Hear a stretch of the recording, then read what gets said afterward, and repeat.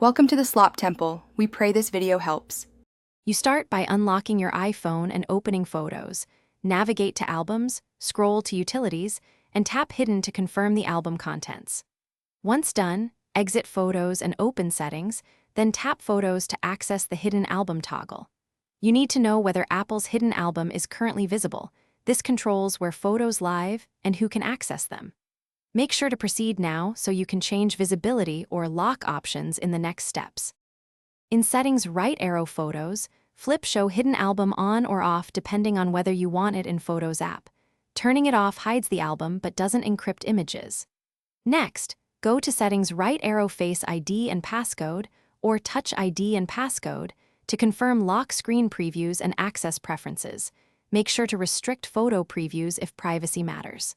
If you want stronger control, set a screen time passcode and disable Photos access for specific apps.